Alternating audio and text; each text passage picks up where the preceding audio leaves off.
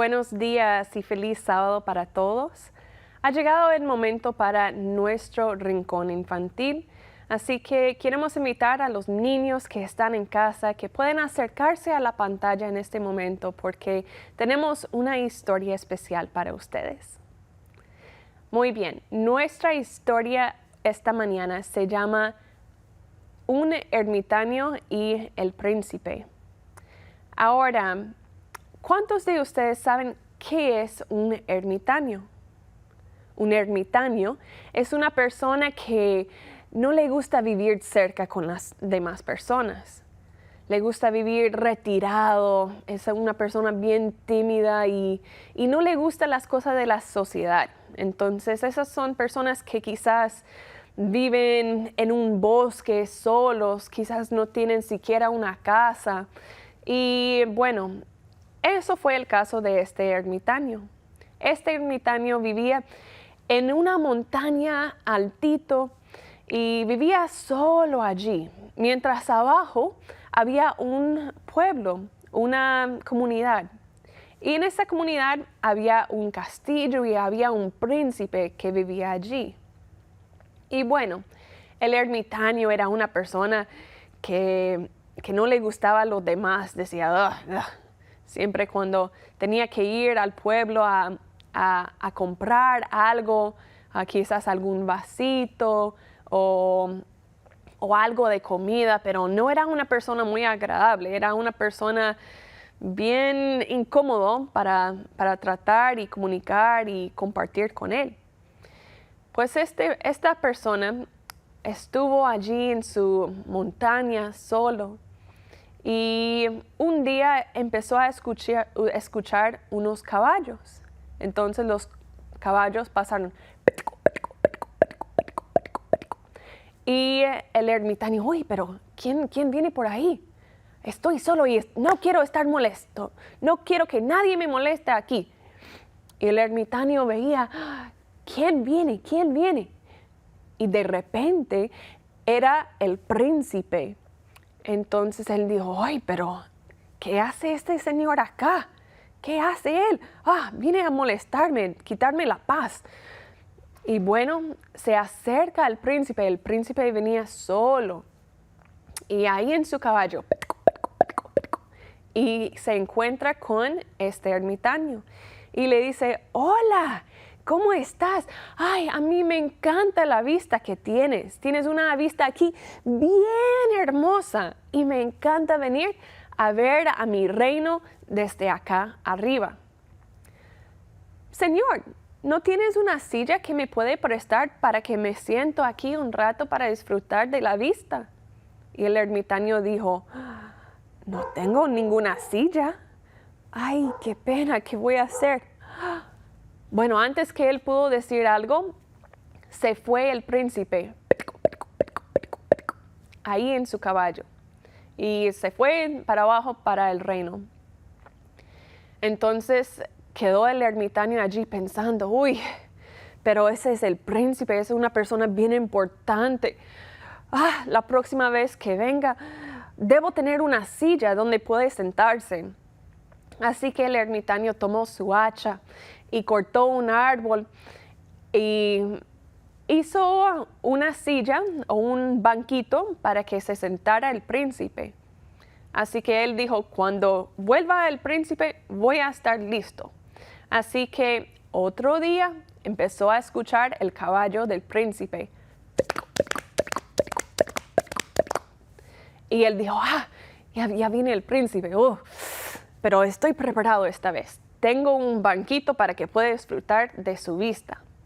Entonces llega el príncipe y le dice, hola, estoy aquí de regreso. Veo que tienen un banquito, ¿puedo sentarme un ratico? Y el ermitaño dijo, claro que sí, siéntese, disfruta de la vista. Y estaba allí, uy, el príncipe está aquí, pero menos mal tengo mi banquito. Y el príncipe de repente le dice, señor, ¿tienes un vasito de agua que me puede regalar? Y el príncipe dijo, uy, pero solo tengo un vaso que está medio roto y, no, qué pena que que ofrecerle agua al príncipe en este vasito. Oh, no.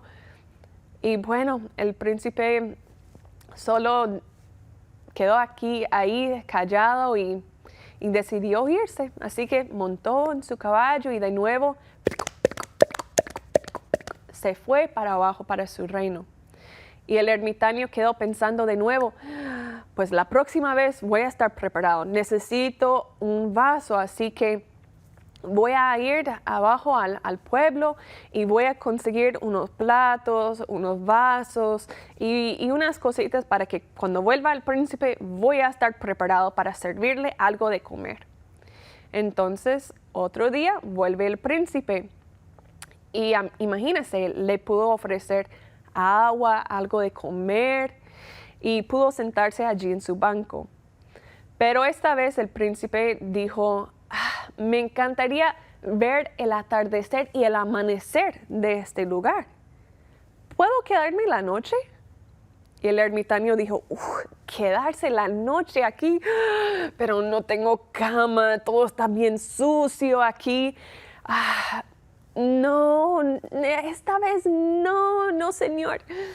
Así que el príncipe se fue.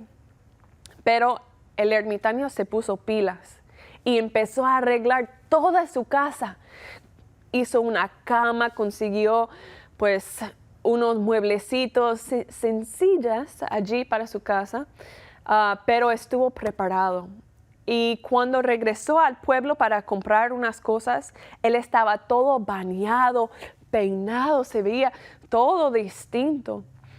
Y termina la historia que la gente del reino, del pueblo ahí, ya no lo llamaban como el ermitaño, la persona que era muy grosero, muy complicado, que vivía solo allá en la montaña. Cada vez que este señor venía al pueblo ahora, la gente decía, por ahí va el amigo del príncipe. Así que hay algo importante que podemos aprender de esta historia. Y es que el Señor quiere lo mejor para nosotros y debemos querer lo mejor para Él también. ¿Cuánto de nosotros preparamos nuestras casas para que nuestro Señor Jesús venga a compartir con nosotros cada sábado? Debemos preparar el alimento, hay que preparar la casa, asearlo muy bien, ¿cierto? Y debemos arreglar nuestro vestido, ir con nuestra mejor ropa para ir a encontrarnos con el Señor. Porque Jesús es el príncipe de los príncipes y el rey de reyes. Y debemos estar preparados para recibirlo y llamarlo nuestro amigo. Que Dios les bendiga. Apreciados amigos, bienvenidos a este espacio de oración, a este culto que hacemos a nuestro Señor. Muchas gracias por sintonizarnos, por estar con nosotros hoy y agradezco a Dios que me permite compartir contigo de su palabra. Soy el pastor David Salazar y estoy muy agradecido con el Señor que podemos juntos aprender un poco más de Dios, de su amor por nosotros y de su plan de redención que Él ha diseñado para ti y para mí. Quiero invitarte a que compartamos juntos de la palabra de Dios y por esto vamos a comenzar este estudio especial que continuamos con el libro de Ruth y Noemí, hablando de la historia de estas dos damas que nos ayudarán a comprender cómo Dios quiere ayudarnos a poder sobrellevar nuestras cargas, nuestros problemas, nuestras aflicciones con gozo, alegría, conociendo de que Él es quien nos acompaña y lo que permite nuestras vidas es para nuestra redención. Por eso voy a invitarte que acompañemos o que vayamos a la palabra de Dios, pero vamos primeramente, por supuesto, a tomar un momento para alabar a Dios, agradecerle por su bendición y poder adorar también en el estudio de su palabra con la influencia del Espíritu Santo. Por eso quiero invitarte a que inclines tu rostro allí y adoremos al Señor en oración. Amante Padre Celestial, oh Señor, en este hermoso día te agradezco, Dios, que tú nos permites estudiar tu palabra, poder entenderla, escudriñarla y recibir de ti la verdadera dirección y guía que necesitamos como tu pueblo. Pido, Señor, que cada persona que está mirando este programa, este estudio de tu palabra, pueda ser bendecido y que pueda recibir allí donde se encuentran tu influencia, tu poder y también la voz que habla a su corazón, invitándolos a conocerte. Pedimos, Señor, todo esto y ruego, Dios, que me guíes en mis pensamientos, en el nombre de Jesús. Amén. En este día vamos a compartir, en este sábado, vamos a compartir nuevamente de lo que continuó o era la historia que comenzamos en la última presentación acerca de Ruth, en el libro de Ruth, acerca de Noemí en realidad. Quisiera invitarte que vayamos al libro de Ruth y vamos a comenzar allí leyendo una de las partes en las cuales Noemí establece un pedido especial a Ruth. Ya había Orfa, su otra nuera, decidido volver a su pueblo, a su casa, a su familia. Y por eso Noemí quiere insistir a Ruth en que regrese nuevamente a su casa, que se olvide de su experiencia con ella porque no podía ella ofrecerle nada más. Y allí vemos que Noemí habla a ella de esta manera en el versículo número 15 del capítulo 1 de Ruth.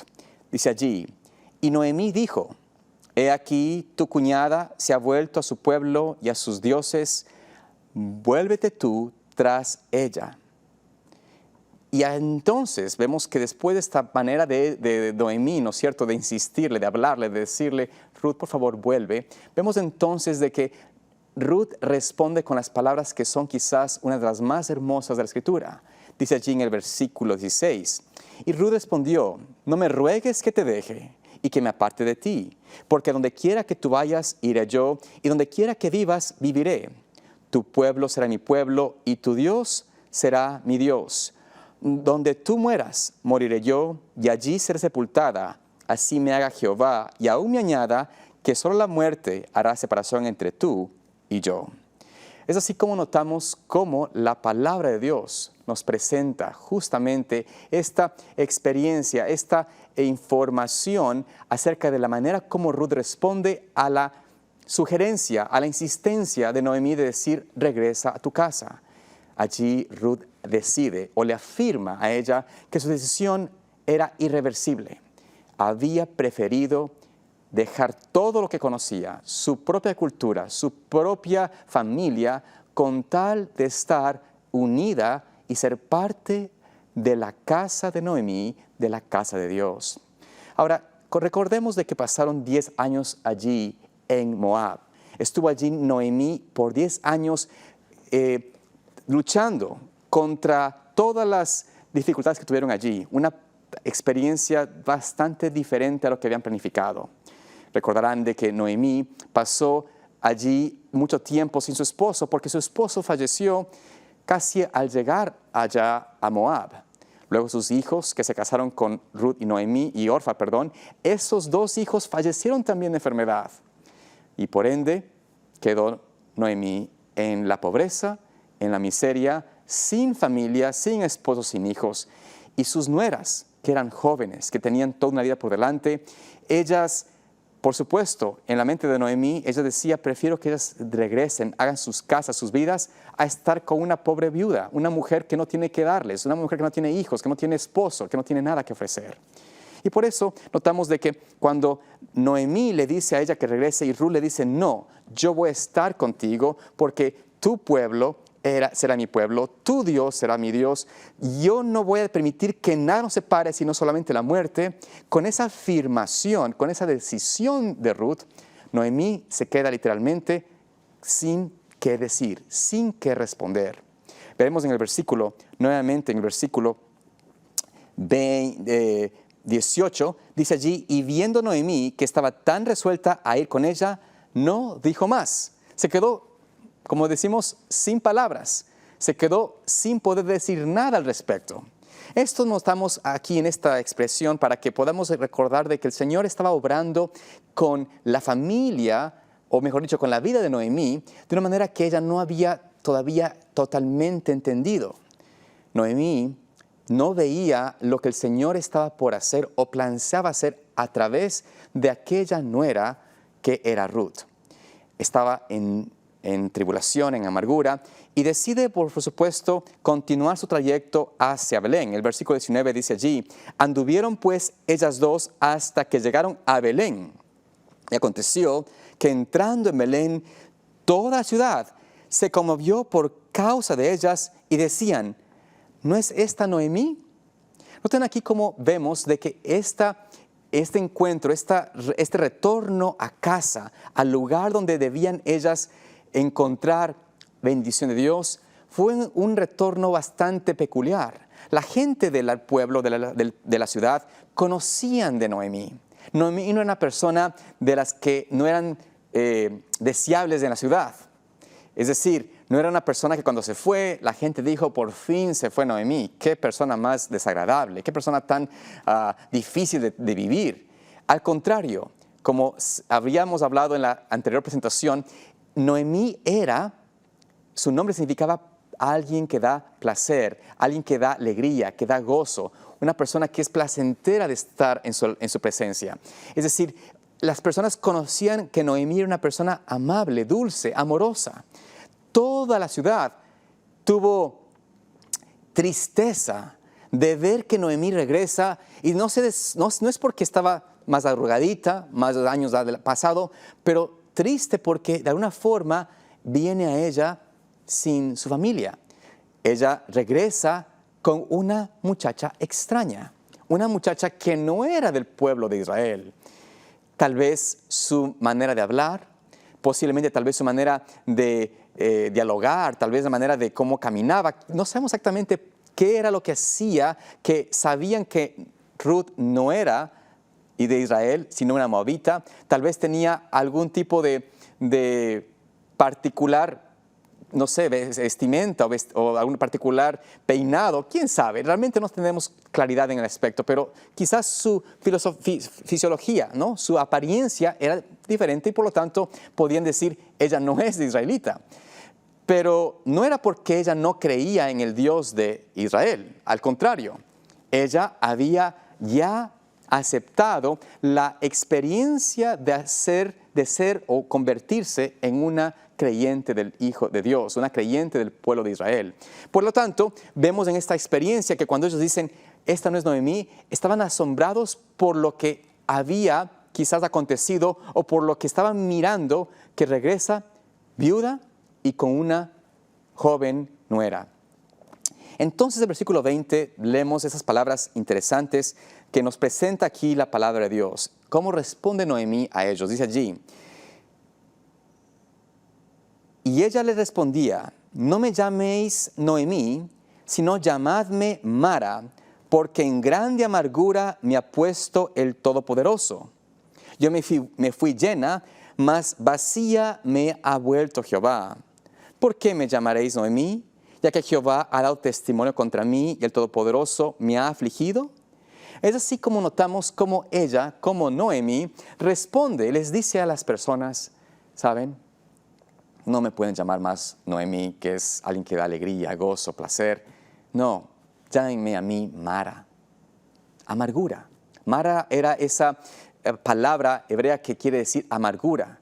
Y este es el sentido que ella siente. Su experiencia ha sido una experiencia difícil, realmente muy, muy conflictiva. Una experiencia donde ha pasado tribulación, dolor, agonía. Ha perdido, ha enterrado no solamente a su esposo que amaba, pero también a sus dos hijos, quedando literalmente viuda y sin descendencia. Y por ende ella responde, les dice, mi experiencia ha sido dura, difícil, no fue lo que esperaba. Mi experiencia de tribulación allá fuera de Israel fue tan dura porque salí llena, salí con mi familia, pero en realidad regreso totalmente vacía. No sé si alguna vez has pasado por una experiencia así similar, donde tú sientes que estás realmente quizás pasando por una vida tan difícil en el momento que estás pasando, por una experiencia tan dura, tan conflictiva, tan contraria a tus planes, a lo que tú has pensado, que dices, qué terrible que es mi vida actual. Mucho peor de lo que imaginé, mucho más difícil de lo que imaginé. Posiblemente has conocido de algún caso, de alguna familia, que está batallando contra una enfermedad, puede ser un cáncer, que estás allí luchando, tal vez tú estás luchando contra esta enfermedad en tu vida y sabes que este conflicto, esta lucha es realmente una batalla que quita todo de tu vida. Quita las fuerzas, quita el dinero, quita el sustento, la tranquilidad, quita la paz. La angustia de perder a tus seres queridos, de perder tu vida. La angustia de perder a alguien que está en esa experiencia es muy, muy difícil. Y vemos que la experiencia de Noemí fue algo similar. Sentía que tu vida había cambiado, que estaba en desorden, que estaba con las manos vacías. Pero en realidad estaba en esa experiencia Noemí. Podemos decir que su sentimiento era ese, que su experiencia fue ese. Pero en realidad notamos de que Dios no la había dejado por todo. Es más, Dios tenía un plan mucho más grande. Pero vamos a enfocarnos hoy en la experiencia de la amargura, de la tribulación. Porque podemos nosotros pasar por esa experiencia ahora y poder decir, al igual que Noemí, el Señor me ha afligido. Dios está dando testimonio contra mi vida de que de alguna manera me ha permitido caer en desgracia. Y en el caso de Noemí, eso declara a ella, pero lo declara no como renegando de Dios, no como diciendo Dios es injusto conmigo, simplemente Dios es testigo de que lo que me ha pasado, de la experiencia que estoy pasando o he pasado, es una experiencia de agonía y estoy ahora en la pobreza, estoy con las manos vacías. Yo quiero leerles una cita de la pluma inspirada que se encuentra en el tercer libro de Testimonios para la Iglesia.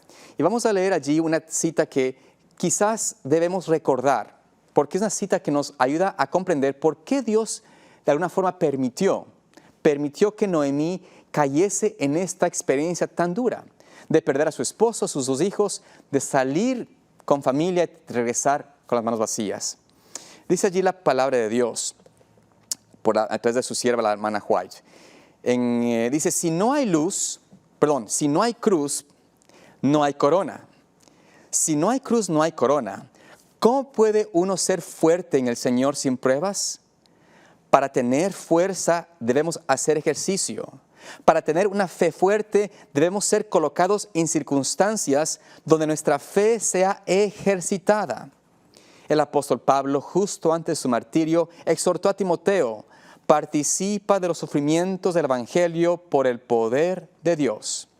Se necesita pasar por mucha tribulación para entrar en el reino de Dios. Noten aquí lo que dice la pluma inspirada de la sierva del Señor. Se necesita pasar por mucha tribulación para entrar al reino de Dios. Esto no es, amados hermanos, una sugerencia. No es simplemente una experiencia de algunos. Dios nos está describiendo aquí que para que nosotros podamos entrar al reino de los cielos, es necesario pasar por tribulación. Es más, dice por mucha tribulación. Y aquí notamos algo que tenemos que entender, que la Escritura lo afirma y lo describe a lo largo de la historia de muchas personas.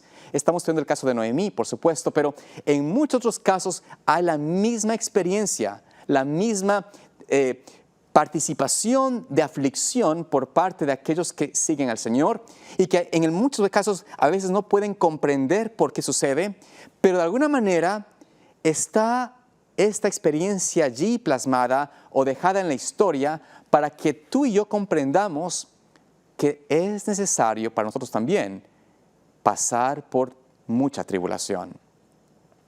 Y la tribulación es necesaria, es importante. En la historia de Noemí perdió sus dos hijos, a su esposo, perdió sus bienes, su sustento, su estatus de poder ser una esposa y madre, y se queda aparentemente sin nada.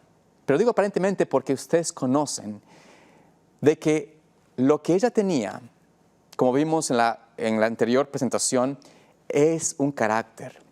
Noemí tenía un carácter que reflejaba a Cristo. El amor que fluía por el carácter de Noemí, por su vida, era un amor que no es meramente humano, sentimental. Amar a su nuera, amar a sus nueras, en realidad amó a las dos, pero la manera como ella demostró ese amor que tanto hizo en ellas querer vivir con ella, y en el caso de Ruth, decir, voy a renuncio a mi familia, a mi legado, a la juventud de tener otro esposo, renuncio a cualquier cosa con tal de estar contigo. Eso es una respuesta de una persona que ve reflejado el carácter de Cristo en dicha persona. Y por eso vemos que Noemí, a pesar de que sentía, ¿no es cierto?, la falta de su familia, que veía su pobreza, estar realmente sin nada, a pesar de todo esto, tenía ese carácter amante del Señor. Esto hizo que Ruth realmente tuviese ese afecto y ese amor tan especial, tan único, que hoy en día creemos que es imposible tener. Una nuera y una suegra amarse así, pero en realidad es posible cuando una persona ama y refleja a Cristo. Entonces, vemos que en esa experiencia, vamos a continuar con la historia, vemos de que Noemí está sintiendo humanamente la flaqueza, la debilidad, la tristeza de perder todo. Pero en esa historia, hay un detalle importante que quiero compartir, que ustedes quizás lo conocen. Vamos al versículo 22 de Ruth 1, donde nos dice cuándo es que llegó Noemí y Ruth de vuelta a Moab. Quiero que entiendan de que el camino, el trayecto de Moab a Belén, más o menos era de unas 70 millas, es decir, unos 100 y pico de kilómetros de distancia. Y era de una región montañosa, una región que era quizás un poco elevada. Tenían que bajar un poco, pasar el río Jordán, y luego tenían que subir nuevamente hasta llegar a Belén. En ese tiempo no tenían, imaginen ustedes, dos mujeres solas, dos mujeres sin esposos, sin hombres, dos mujeres que tenían que cargar todas sus pertenencias, tal vez no era mucho, pero tenían que cargarlas a pie. No podían pagar o tener un caballito, un asno, un animalito, un burrito que les pueda llevar. Tenían que ellas caminar y llevar todo en sus manos. Dos mujeres atravesar más de 70 millas o 100 y pico de kilómetros para llegar a otro sitio donde podían ellas ser tomadas por ladrones, ultrajadas, violadas, matadas, en fin, era un camino y una distancia larga de una nación a otra, donde no había protección y estarían expuestas a todo elemento hostil. Sin embargo, estas dos mujeres deciden, porque escucharon, o Noemí escuchó que el Señor visitó al pueblo de Israel, que ella decide volver allá a Belén. Y deciden salir, y salen ellas, no sabemos exactamente qué día, no se nos dice, pero sabemos el día que llegaron. Sabemos el día de la semana que llegaron. Y vamos a inventar esto porque nos dice la palabra de Dios en el versículo 22 lo siguiente, del capítulo 1. Así volvió Noemí y con ella su nuera Ruth, la moabita, la cual venía de los campos de Moab, y llegaron a Belén en el principio de la siega de las cebadas. Noten aquí que nos presenta esta declaración en la Escritura, que ellas llegan en el día que se dio inicio a la siega de la cebada.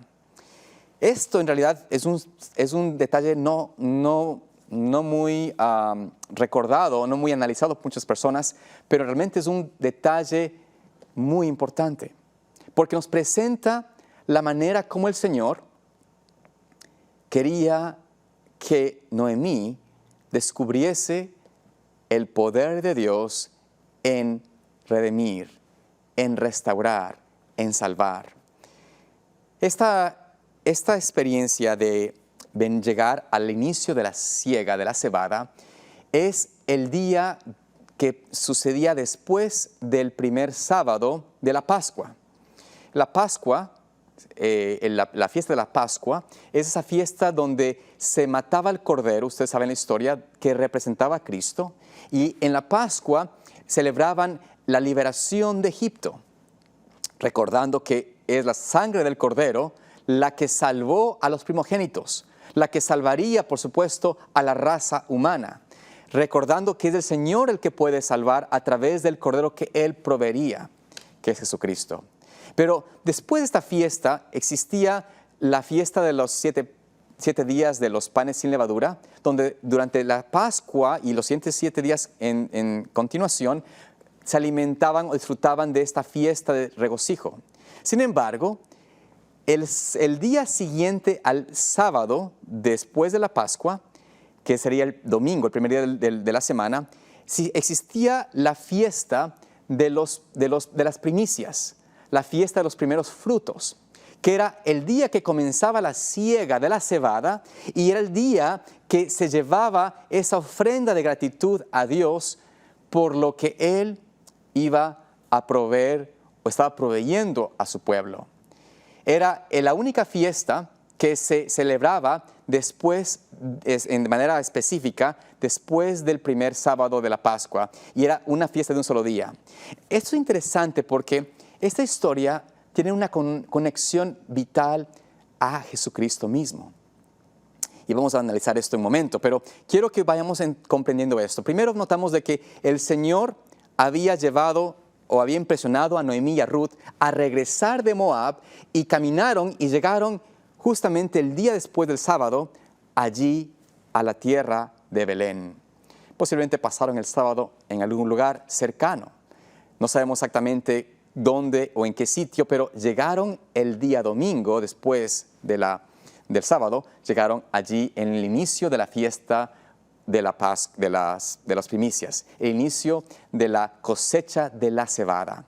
Y por ende, cuando llegan allí, la gente que está contenta y alegre de que el Señor está finalmente devolviendo alimento a Israel. Recuerden, hayan pasado 10 años de sequía, de hambre. Vemos de que ahora el Señor está dándoles bendiciones nuevamente. Hay una promesa de que el Señor proveerá de alimento para Israel.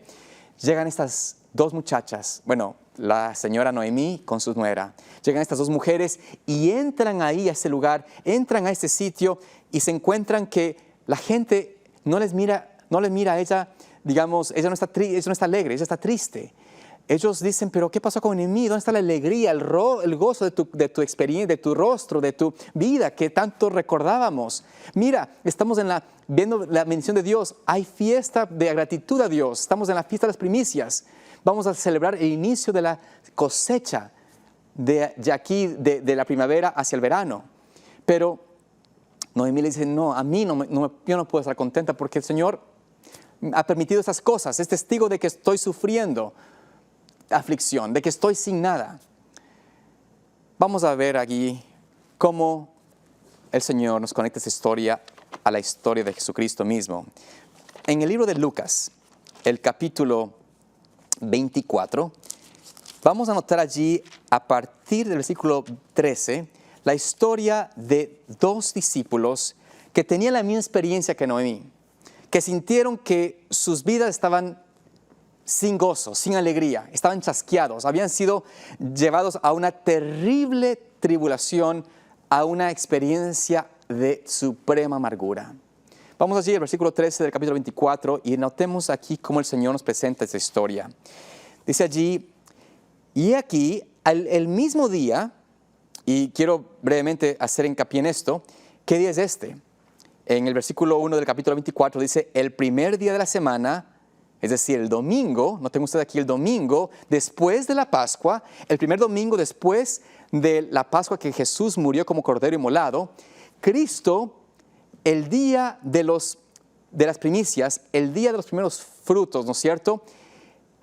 Cristo va y se conecta con dos discípulos que estaban en una experiencia de tribulación. Vamos a ver qué pasó. He aquí el mismo día, dos de ellos iban a una aldea llamada Emaús, que estaba como a 60 estadios de Jerusalén, y conversaban entre sí de todas las cosas que habían acontecido. Y sucedió que mientras conversaban y discutían entre sí, Jesús mismo se acercó y caminó con ellos.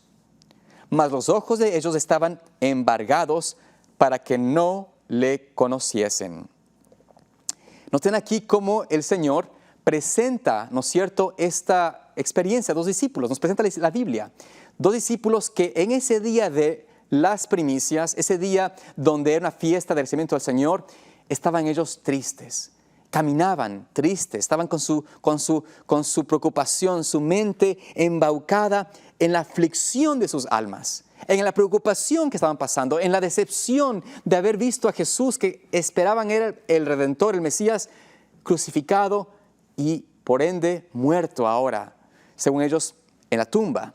Entonces Jesús dice, se acerca a ellos, Jesucristo mismo se acerca a ellos, pero ellos no se dieron cuenta porque sus ojos estaban embargados en la aflicción. Versículo 17 nos dice allí la palabra de Dios lo siguiente. Jesús les dice, ¿qué pláticas son estas que tenéis entre vosotros mientras camináis y estáis tristes? ¿Qué practican? ¿Qué están ustedes hablando aquí? Versículo 18. Y respondiendo uno de ellos que se llamaba Cleofas, le dijo, ¿eres tú solo un forastero en Jerusalén y no has sabido las cosas que en ella han acontecido en estos días? Entonces él les dijo, ¿qué cosas? Y ellos le dijeron, de Jesús Nazareno, que fue varón profeta, poderoso en obra y en palabra, delante de Dios y de todo el pueblo, y como los príncipes de los sacerdotes y nuestros magistrados le entregaron a condenación de muerte y le crucificaron. Pero nosotros esperábamos que Él era el que había de redimir a Israel, y además de todo esto, hoy es el tercer día que estas cosas acontecieron. Aunque también unas mujeres de entre nosotros nos han asombrado, las cuales antes del amanecer fueron al sepulcro y no hallando su cuerpo, vinieron diciendo que también habían visto visión de ángeles, los cuales dijeron que Él vive. Y fueron algunos de nuestros al sepulcro y hallaron así como las mujeres habían dicho, pero a Él no lo vieron. Así vemos como la historia descrita de estos dos discípulos de Cristo, uno Cleofas, el otro no sabemos el nombre, pero estos dos discípulos estaban compartiendo lo que estaba en su corazón. Se acercó Jesucristo mismo, pero tanto era su amargura de espíritu, su mente en tribulación, en tristeza, en dificultad de procesamiento de lo que había pasado, encerrados en su propio mundo, por decirlo así, de lo que estaban pasando, que se les pasó por realmente poner atención a quien les hablaba. Y por ende no vieron que era Jesucristo. Y le cuentan y le dices, mira, eres tú el único que no estás aquí, no conoces lo que está pasando. Eres tú el único en Israel que no se da cuenta de que el Señor Jesús fue muerto, que creíamos quién era el Mesías, ha sido entregado por los sacerdotes, puesto a muerte y lo pusieron en el sepulcro y ahora no lo vemos.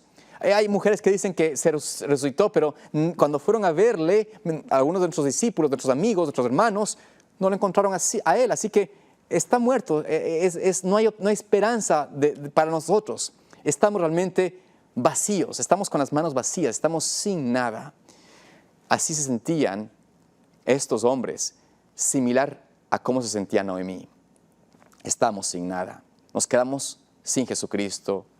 Toda nuestra esperanza, nuestra confianza de que Él iba a restituir al pueblo de Israel, se acabó. Esa tribulación pasaron sus discípulos. Y aquí es como muchas veces tú y yo podemos también experimentar esta prueba de tribulación, esta prueba que puedes estar pasando, que podemos estar pasando, que vamos a pasar si aún no nos hemos pasado, que esa prueba que es necesaria, que todos ser humano pase, todo aquel que quiera estar en los cielos deba pasar. Es posible que digamos al Señor Jesús, lo que me pasa ahora, lo que me está pasando a mí, en mi vida, en mi casa, con mi familia, con mi esposa, con mi esposo, con mis hijos, es mucho, estoy sufriendo. Pero ¿estaba realmente el Señor alejado de ellos? ¿Estaba Cristo separado de ellos? ¿Estaba Cristo alejado de su sufrimiento, de su aflicción? ¿Estaba Cristo quizás distante de estos hombres? ¿Estaba Noemí sola? ¿Estaba Noemí sin el Señor? ¿Estaba el Señor, digamos, le dando la espalda a Noemí? ¿Había Jesús, el Dios de Israel, había Él rechazado a Noemí? Claro que no. Al contrario. Al igual como en la experiencia de los dos discípulos en camino a Emaús, Jesús se acerca y está allí junto con aquellos que pasan por tribulación. Sin embargo, Dios tiene que tal vez no permitir que lo veamos, que lo sintamos, porque Él necesita que aprendamos a ejercitar, a fortalecer, a tener fe en su palabra. a poder entender de que nuestra experiencia con el Señor no se basa en sentimiento o simplemente en una euforia. Se basa en un escrito está en la palabra de Dios. Notemos cómo nos dice la sierva del Señor la siguiente declaración en cuanto a la necesidad que tenemos que desarrollar nuestra fe. Dice allí en el Conflicto de los Siglos, la página 605, en el párrafo 4, lo siguiente: los asaltos de Satanás son feroces y resueltos, sus engaños terribles, pero el ojo de Dios descansa sobre su pueblo y su oído escucha su súplica. Su aflicción es grande, las llamas del horno parecen estar a punto de consumirlos, pero el refinador los sacará como oro purificado por el fuego. El amor de Dios para con sus hijos durante el periodo de su prueba más dura es tan grande y tan tierno como en los días de su mayor prosperidad. Pero necesitan pasar por el horno de fuego. Debe consumirse su mundanalidad para que la imagen de Cristo se refleje perfectamente. Es así como podemos ver, podemos observar que la aflicción, el horno de aflicción, el horno de la amargura, de la tribulación, de la prueba, es necesario. Dios permite esto. Y en su sabiduría, en la experiencia de Noemí, por ejemplo, Dios permitió que sus hijos fuesen llevados a la muerte, que su esposo también muriese de temprana edad, que se quede viuda, que pierda su sustento, que pierda su casa, su dinero, sus ahorros, todo lo que tenía, que se quedase en la pobreza, con tal de poder refinar ese carácter a reflejar el carácter de Cristo. Y eso es más precioso que cualquier cosa en la vida, más que la vida misma. Porque la vida que refleja a Cristo es una vida que está escondida y sellada para el reino, sellada para la gloria, para la vida eterna. Cristo, ¿no es cierto?, está con sus hijos. Su ojo, dice la palabra inspirada, está mirando a sus hijos. No nos abandona. Y más bien su amor y su ternura por nosotros está aún más latente. Tenemos que aprender simplemente a mirar por la fe, que Cristo está allí, porque es la única manera que podemos realmente ejercitar. Y también algo que dice aquí la palabra inspirada que acabamos de leer, es que es necesario este horno de aflicción, esta experiencia de tribulación que tenemos que pasar, y hay que pasarla ahora, porque es la manera de quitar toda mundanalidad en nuestras vidas. Ponte a pensar, sinceramente, ¿qué es lo que te mueve a ti? ¿Qué es lo que te mueve en tus emociones, en tus deseos, en tu experiencia de vida? ¿Es alcanzar mayor logro financiero? A todos nos gusta, ¿no es cierto?, tener una buena vivienda, un buen automóvil, quizás tener viajes, vacaciones. Y todo ser humano desea esto porque no conoce realmente lo que Cristo es. Cuando uno conoce a Cristo, todo lo temporal empieza a perder esa atracción. Porque donde usted o yo mire, donde miremos, donde nosotros pongamos nuestro afecto, allí estará el corazón nuestro. Si yo pongo mi afecto en los bienes, en mi auto, si yo pongo mi afecto en el dinero, allí está, por supuesto, mi corazón y allí moriré con eso. Pero Dios no quiere que me quede con esto, no quiere que me quede con algo trivial. Si yo tengo, digamos, pero pastor, yo amo a mi familia, amo a mis hijos, amo a mi esposa, amén. Pero si tienen ellos más amor o más dedicación mía que Cristo mismo, voy a fracasar, voy a fallar, no voy a reflejar, no puedo perfeccionar ese carácter de Cristo. No puedo realmente estar en el reino de los cielos si es que mi amor es mayor por mi familia que mi Redentor. Cristo nos dice en su palabra, ¿no es cierto?, que todo aquel que ame más a su esposo, a su hijo, a su esposa, más que a mí, más que a Jesucristo, no es digno de ser su discípulo. Por lo tanto, con la experiencia que vemos en la vida de Noemí, en la vida de esos discípulos que estaban en el camino también a Emaús, estaban ellos siendo simplemente probados, refinados por el Señor para que puedan ellos aprender a tener un carácter como el que Cristo tuvo. Y vayamos nuevamente a ver cómo Jesús respondió a esta experiencia de estos dos hombres. En el versículo 25 del capítulo 24 de Lucas leemos lo siguiente. Entonces él les dijo: oh, insensatos y tardos de corazón para creer todo lo que los profetas han dicho. Noten aquí cómo el Señor Jesús dice a estos hombres, ¿no? Les reprende en una manera muy amorosa, pero directa. ¿Por qué están ustedes dudando? ¿Por qué tienen esa duda de la palabra de Dios, de lo que los profetas habían dicho? ¿Por qué dudan del método del Señor en la restauración, en la redención? Dice el versículo 26, ¿no era necesario que el Cristo padeciera estas cosas y que entrara en su gloria? ¿No era necesario acaso de que Cristo, que el Mesías, tenga que pasar por tribulación, por aflicción, por muerte, para poder redimir a la raza caída? Y comenzando, versículo 27 dice allí, y comenzando desde Moisés y de todos los profetas, les declaró en todas las Escrituras lo concerniente a él. Así es como Cristo les está declarando a ellos, les está diciendo a ellos que esta experiencia de aflicción que Cristo tuvo que pasar, estaba predicha en la Biblia, en la palabra de Dios. Y les explicó a lo largo, desde el mismo en Génesis, desde la ley, ¿no es cierto?, los profetas, y tal vez posiblemente pasó por la historia de Ruth, de Noemí, comentando allí cómo estas mujeres pasaron por tremenda aflicción, siendo una experiencia que simbolizaría la experiencia del Mesías, que también tenía que pasar por una aflicción, tenía que dejar todo para poder salvarnos. Vemos que Él les cuenta esa experiencia, les cuenta, les comparte, les revela cómo la Escritura hablaba de Cristo mismo. Y quizás en la historia de Noemí y de Ruth, Cristo les cuenta el primer día de semana después de la Pascua, en el día, ¿no es cierto?, de las primicias, era un día donde el Señor resucitaría, donde el Mesías tendría que volver a la vida. Crean en la palabra que les fue dada, crean en la profecía de la palabra de Dios. Y por eso también tú debes, y yo por supuesto, debemos creer que si el Señor nos llama y nos dice a través de su profeta, si nos invita a través de la Escritura a comprender de que tenemos que nosotros pasar por tribulación, porque es necesario para nuestra redención, no nos dejemos desanimar por esa experiencia.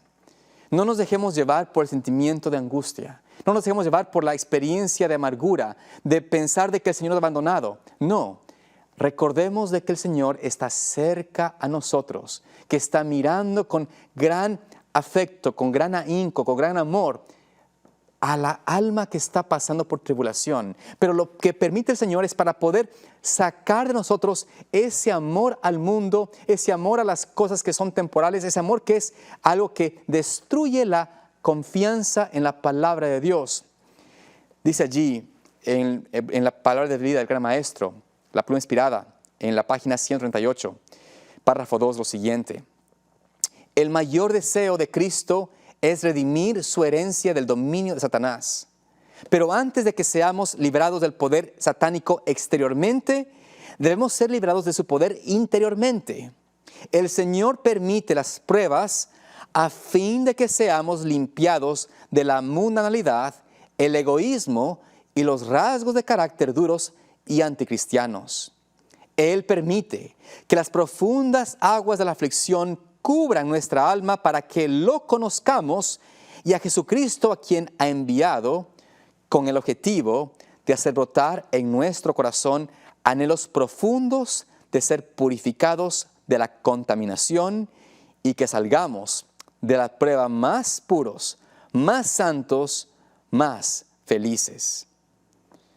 Es así, amados hermanos, como el Señor nos dice, nos declara aquí en esa palabra de Dios, de que sabe Dios que la tribulación y la prueba nos permitirán salir más santos, más puros, más felices.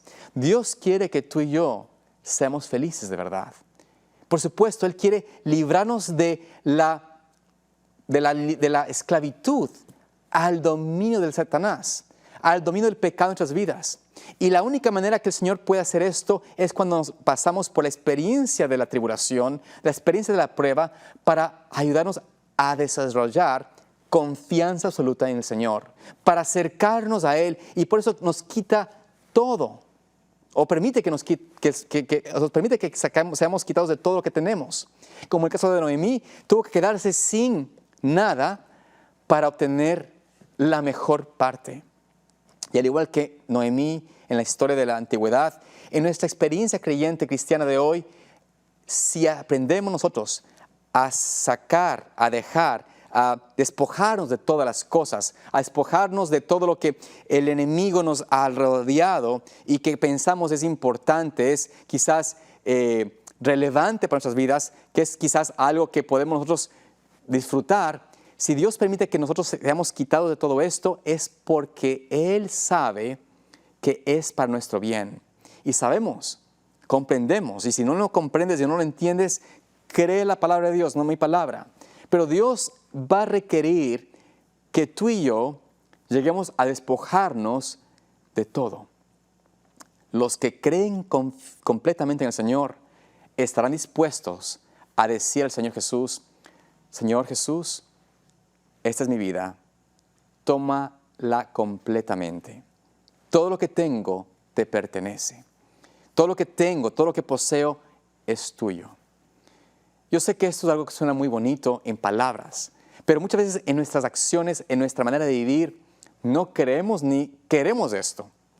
Al contrario, nos aferramos a los bienes, nos aferramos a nuestras cosas, nos aferramos a nuestros hijos, a nuestras familias. Y creemos que eso es más importante que la lealtad al Señor, que el aceptar una así dice Jehová. Y por eso Dios tiene que entonces, en su misericordia, por amor a nosotros, llevarnos a una experiencia de aflicción para quitarnos todo esto. Y como les digo, con toda certeza, si deseamos estar en el reino de los cielos, si deseamos estar allí con Cristo, tendremos que aprender a despojarnos de todas las cosas. Llegará el momento, amados hermanos, y estamos viviendo los momentos hoy, en esta vida en la que estamos actualmente hoy en esta tierra, donde los elementos alrededor nuestro nos presentan que el mundo se está cayendo en un desorden, en un caos, en una experiencia de tribulación y de extremismos. Extremismos no en la palabra de Dios o en lo que el Señor dice que va contrario a la palabra o a la idea de los hombres. Me refiero a extremismos en los pecados, en la abominación, en las ideologías, en la manera de la corrupción que vemos en todo nuestro alrededor. Esos extremos donde la iniquidad está tomando posesión de las mentes de los hombres, donde el crimen, la violencia, la vida misma del hombre no vale nada. Todo con tal de poder obtener cosas temporales. Los hombres están haciendo y deshaciendo de todo lo que pueden hacer. Por esta razón Dios nos llama y nos invita, nos insta a pensar que nuestra vida debe estar realmente unida a Cristo, que nuestra vida debe estar realmente conectada al Señor de tal manera que yo pueda decir, Señor, lo que tengo y lo que soy es tuyo. Y Dios va a tomar eso de mi vida, va a tomar tus ahorros, va a tomar tus bienes, va a pedir que tú despojes todo por el Señor. Por supuesto, eso quizás Dios lo haga en manera, no sé, paulatina para otros, para unos, tal vez de repente para otros, pero sea cual sea la experiencia de cómo Dios permite que tengas que pasar aflicción, recuerda que el Señor quiere redimirte, quiere salvarte y lo permite para justamente llevarte a la experiencia de conocer a Cristo de manera personal.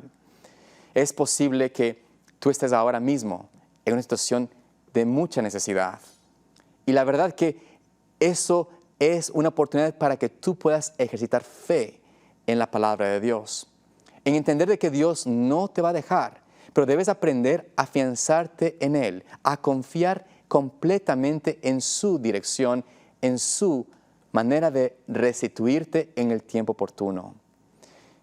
En la historia de las mujeres, de Noemí, de Ruth, en esa historia tan hermosa, descubrimos que estas mujeres están allí justamente llegando a un lugar donde creen que están sin nada, donde creen que han llegado a un sitio donde no tienen ya nada, pero Dios tiene una hermosa experiencia para ellas en una respuesta que ni se imaginan.